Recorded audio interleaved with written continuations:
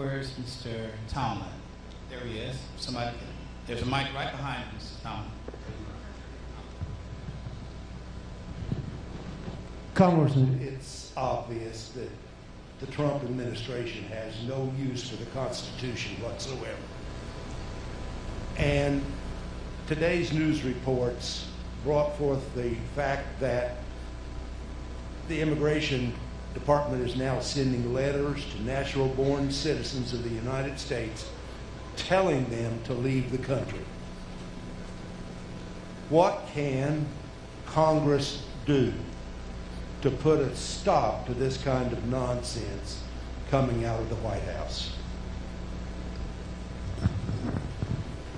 Thank you very much for that question. Let me tell you, I don't know if there's anything that has bothered me more than the incivility that's taking place today.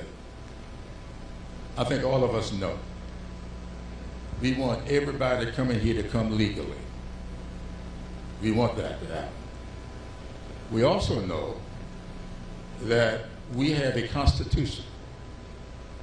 And I want to put up, Zach, do you have that sheet of paper that's got the 14th Amendment on it? Let me read you what the 14th Amendment says. Maybe I didn't give it to you, Zach.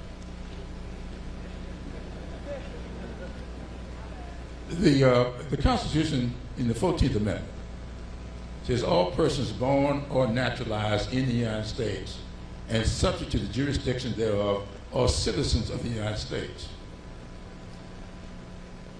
and of the state within which they reside.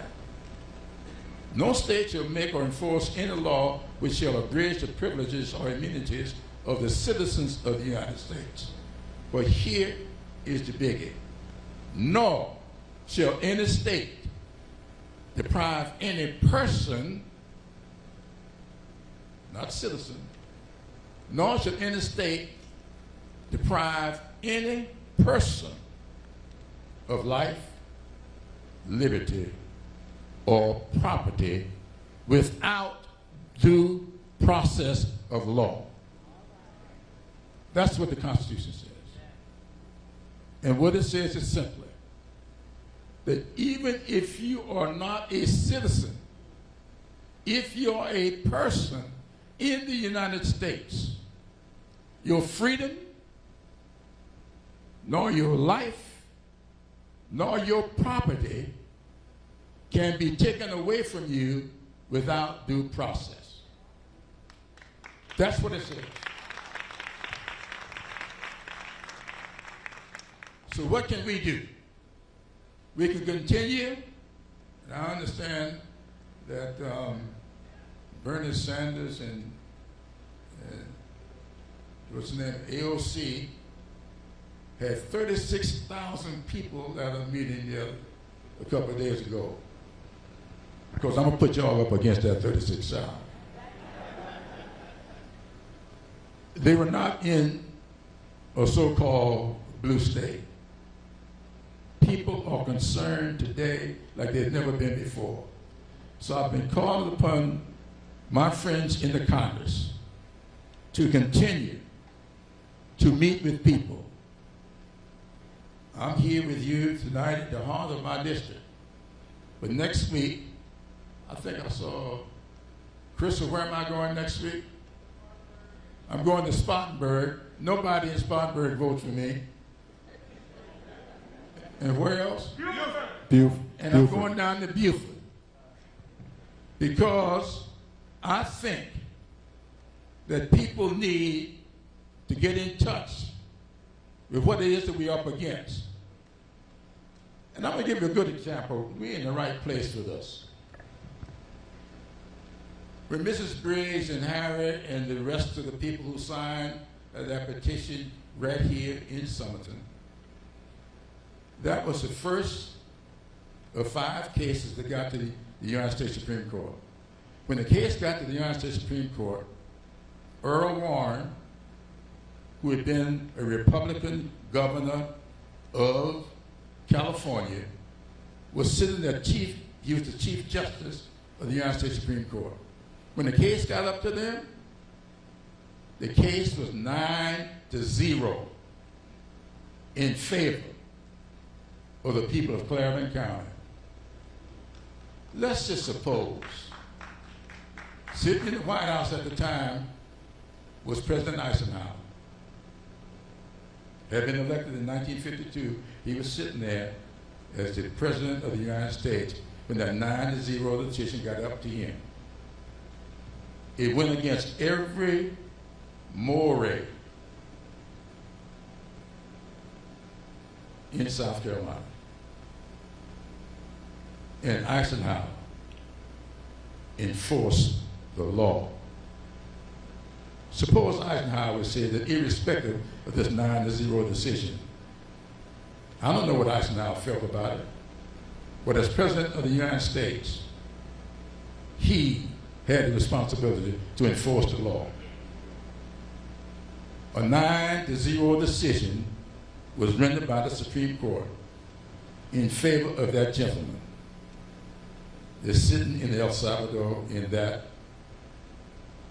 prison. And what did this White House say? I'm not going to enforce the law. So Congress has got to do what I'm doing. We got to go over this country and talk to people like the people in this room and say to everybody, we have got to speak out, because no matter what we do in the Congress, you got to have 218 votes to get anything through the House, and you got to get 60 votes to get anything on the docket of the Senate, and then you only need 51 votes to pass it. So all we can do is share with you what we're doing and ask for your prayers that this country will not allow itself to go the way of Germany in the 1930s, when people stood by. I want you to put this other thing up for me. Who's got it? Is it B? I want y'all to see this, because I think it's important to answer that question. Is it in the handout? We'll just put it up there.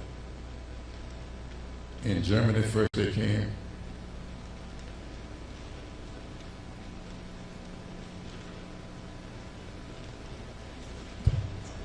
So I can't see.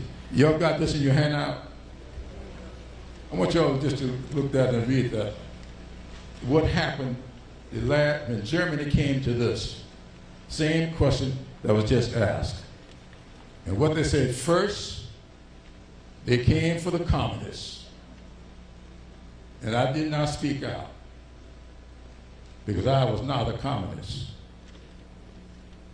Then they came for the socialists.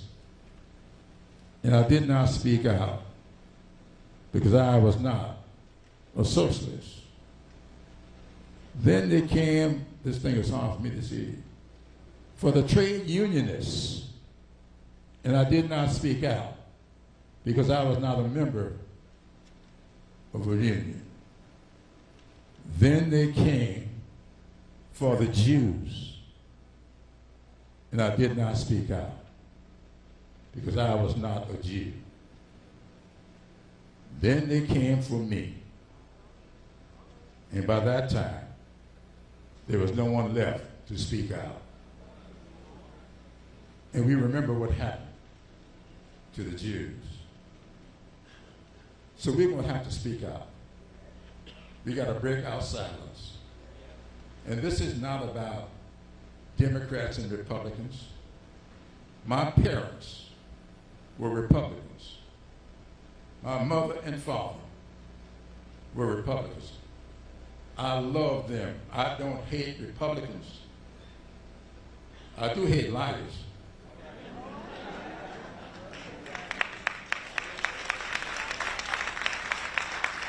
I love my parents.